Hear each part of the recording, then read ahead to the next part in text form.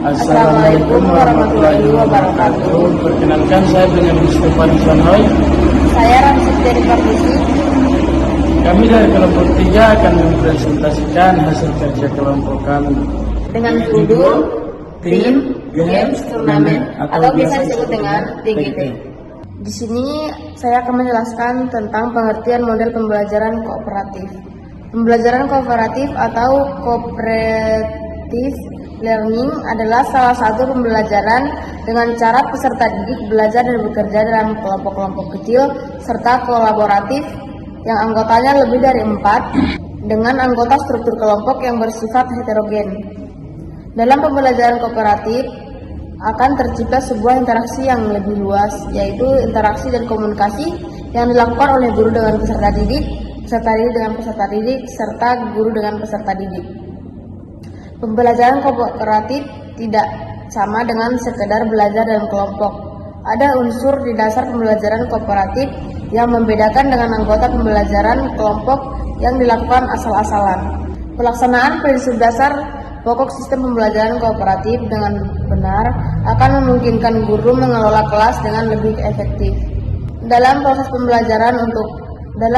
pembelajaran tidak harus belajar dari guru kepada peserta didik. Peserta didik tidak dapat saling membelajarkan sama-sama peserta didik lainnya. Pembelajaran oleh rekan supaya lebih efektif daripada pembelajaran oleh guru. Di sini ada langkah-langkah model pembelajaran atau TGT. Secara umum ada 5 komponen utama dalam pembelajaran TGT, yaitu yang pertama penyajian kelas atau biasa sering disebut dengan kelas presentation. Pada awal pembelajaran, guru menyampaikan materi dalam pengajian kelas atau sering juga disebut dengan presentasi kelas atau class presentation. Yang kedua yaitu belajar dalam kelompok atau tim. Guru membagi kelas menjadi kelompok-kelompok berdasarkan kriteria kemampuan atau prestasi peserta didik dari ulangan harian sebelumnya. Jenis kelamin, etnis dan ras. Kelompok biasanya terdiri dari 5 sampai 6 peserta didik.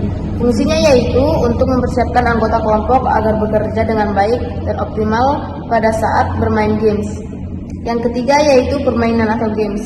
Games atau permainan ini terdiri dari pertanyaan-pertanyaan yang relevan dengan materi dan dirancang untuk menguji pengetahuan dan didapat peserta didik. Untuk pertandingan atau lomba sering juga disebut dengan turnamen. Turnamen atau lomba adalah struktur belajar di mana game atau permainan terjadi. Biasanya turnamen atau lomba dilakukan pada akhir minggu atau pada setiap unit setelah guru melakukan presentasi kelas dan kelompok sudah mengerjakan lembar kerja peserta didik atau biasa juga kita sering sebut dengan LKPD. Nah, yang kelima yaitu penghargaan kelompok atau team recognition. Setelah turnamen atau lomba berakhir, guru kemudian mengumumkan kelompok masing-masing yang menang. Tim atau kelompok akan mendapat sertifikat atau hadiah apabila rata-rata skor sepenuhnya kriteria yang telah ditentukan. Tim atau kelompok mendapatkan julukan super tim jika rata-rata skor mereka lebih atau 50. Yang berikut penggunaan model pembelajaran dalam proses pembelajaran TGT. Model pembelajaran TGT dapat diterapkan dalam berbagai macam mata pelajaran, terutama bagi peserta didik tingkat SD dan SMP yang masih suka bermain. Model pembelajaran ini pernah dipraktikkan pada kelas 4 SD.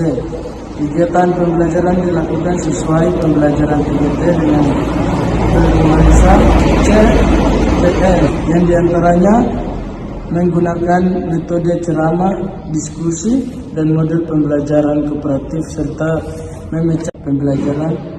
Tetapi peserta didik yang berkemampuan akademik lebih rendah juga ikut aktif dan mempunyai peranan yang penting dalam kelompoknya. 2. Dengan model pembelajaran ini akan menumbuhkan rasa kebersamaan dan saling menghargai sesama anggota kelompoknya. 3. Dalam model pembelajaran ini membuat peserta didik lebih bersemangat dalam mengikuti pelajaran. 4. Dalam pembelajaran peserta didik ini membuat peserta didik menjadi lebih senang dalam mengikuti pelajaran karena ada kegiatan permainan berupa turnamen dalam model ini. Kelemahan dalam model pembelajaran. Berikut kelemahan dalam model pembelajaran kita adalah sebagai berikut. 1. Dalam model pembelajaran ini harus menggunakan waktu yang sangat lama. 2. Dalam model pembelajaran ini guru dituntut untuk pandai memilih materi pelajaran yang cocok untuk model ini. 3. Guru harus mempersiapkan model ini dengan baik sebelum diterapkan. Misalnya, membuat soal untuk setiap meja turnamen atau lomba dan guru harus tahu urutan akademis peserta didik dari yang tertinggi hingga terendah. Kesimpulan. Untuk kesimpulan kami, pembelajaran kooperatif atau cooperative learning adalah salah satu pembelajaran dengan cara peserta didik belajar dan bekerja dalam kelompok-kelompok kecil serta kolaboratif yang anggotanya terdiri dari 4 sampai 6 orang dengan struktur kelompok yang bersifat heterogen. Pembelajaran kooperatif ini memiliki beberapa metode atau pendekatan, di antaranya start atau sebagai activement division, 2 jigsaw atau investigasi kelompok, yang berikut ada grup investigation, 4 ada model metode, 5 dan membuat pesanan atau aktivitas, yang berikut ada file and share. Sekian presentasi dari kami kelompok 3. Wassalamualaikum warahmatullahi wabarakatuh.